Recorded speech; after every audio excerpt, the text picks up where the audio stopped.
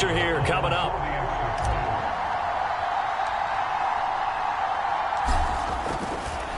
Oh, they flip it to the kicker. He looks like he's going to throw it. And this is going to be caught, but they'll say out of bounds.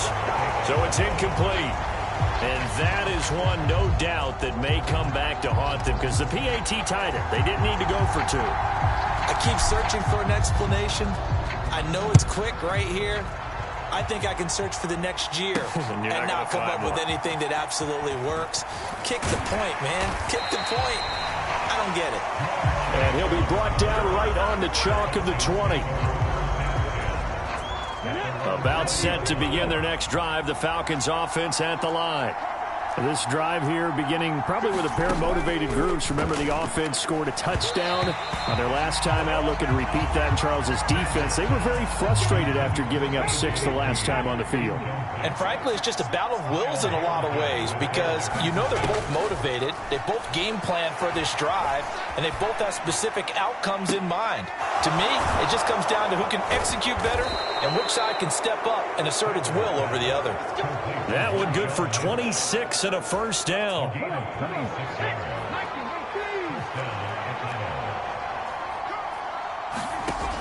Back to throw. Sanders.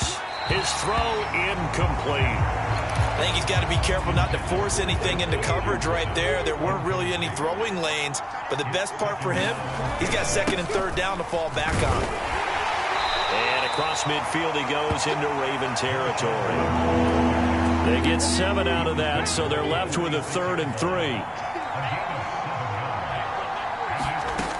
On 3rd and short, they'll try and pick it up through the air. Throwing quickly there, but it's incomplete. 1:58 left to play till we hit halftime. On 4th down, on is Corey Bajorquez to punt.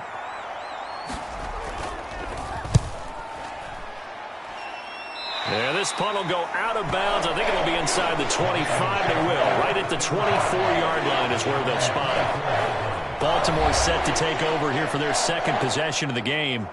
And that last drive, so effective in the passing game, resulting in the touchdown. Maybe not many people were focused on the trenches. There was good protection there. Excellent protection. So now defensively, you've almost got to get down to those starters blocks like you're a sprinter. Get lower than those guys on offense and find a way to roar through them or around them to get into the face of the pass. Easier said than done, though. Way easier said than done. But they've got to try something because right now they're just cutting them to shreds. Line of scrimmage, the 37 on 1st and 10. Oh, they're going to run a little pop pass here. And this will be stopped at the 44. That one good for 7 yards. Now 2nd and 3. To throw is Bankert. Caught out left side by Robinson. Oh, a nifty juke there. Not much fun for a guy trying to tackle him. And that's going to be good for another first down as the tackle's made at the Falcons' 44-yard line. Back to throw again. And this one nearly picked off. Kind of surprising to see a defender of his caliber let it get away, but get away it does, and it's 2nd down. And that's off the mark, incomplete. To this point, I've been impressed with the work defensively. They have not allowed a lot of receivers to run free. And there's another example, another incompletion.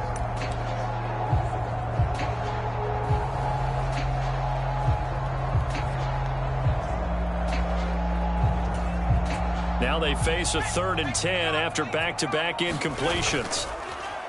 Off the play fake, he'll look to throw. Rush coming, and he's taken down. Amari Barno able to get him down behind the line of scrimmage, and it will be 4th down. We've watched this a long time, and I still don't believe we get it. 3rd and long, why are you calling play action? Yeah, because they're not going to bite defensively, right? No, not at all. I did have a coach explain to me years ago that for some teams, that's how they have to deal with pass protection and their line blocking. But to me, it seems silly. Yeah, well, they're silly, and it leads to a play-action sack. Now, meanwhile, they go for it on 4th down, and my goodness, incomplete. John Harbaugh not afraid to go for it this time. Doesn't work out. And the Falcons' defense stands tall. They'll get the football back. The Atlanta offense out there for their next drive. And with decent starting field position, there may be only a couple completions away from field goal range. Now a timeout taken. Perhaps a chance for one more quick play and then another timeout if they hurry. We'll see. This is 2nd and 8.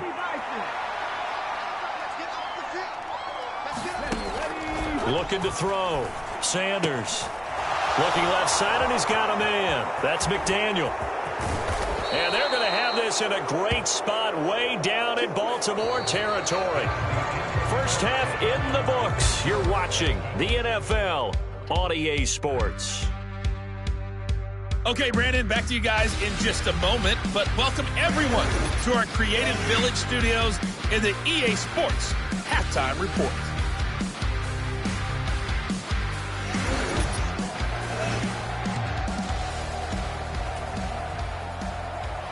The Ravens set to receive the football, trailing here as we resume action in the third quarter. And good coverage there on special teams as they'll get him down shy of the 20. The Raven offense set at the line for this next drive.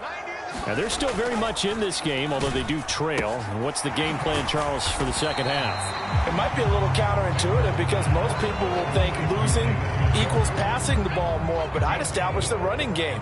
They kind of went away from it in the first half. I think if they get back in balance, it'll help them when they put the ball back in the air. Just a gain of a couple there.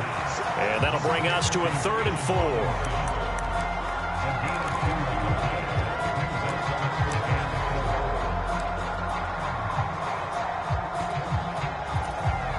In search of 4 yards here to pick up the first down. They run with a dangerous Saquon Barkley. And he's brought down short. 2 yards there. Major focus at the halftime, Minks, had to be figuring out how to create space for the running game to get operating. Well, what you pointed out to me at half seems accurate. That line has struggled to sustain blocks. Yeah, I would agree with that totally. They've got to focus on staying on their double teams at the first level, make sure that block's secured before they slide off and try and chip someone. And he's brought down. Can't do anything with a football. It's a sack and a turnover on down.